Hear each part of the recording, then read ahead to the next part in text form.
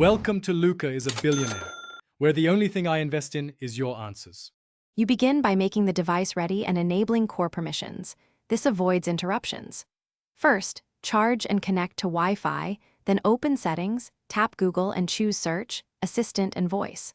Once there, enable Google Assistant and grant microphone, location, and notifications access so it can hear and act.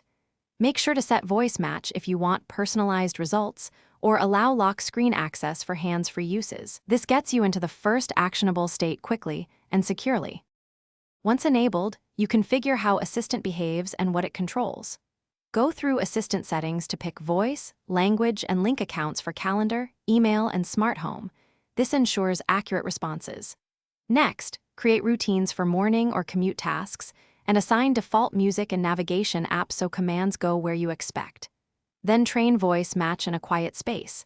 This improves recognition and prevents false triggers. By customizing these options, you make Assistant faster and more reliable in daily use. Now you use Assistant for real tasks and know what to do if it fails. Try voice commands and the squeeze gesture for fast actions.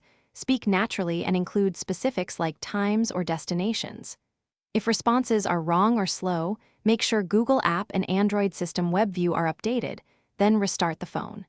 If problems persist, confirm microphone permission, retrain voice match, and clear the Google App cache to reset settings. This final sweep fixes most issues, so Assistant works reliably for you. Thanks for watching and please subscribe. It's the best investment you'll ever make.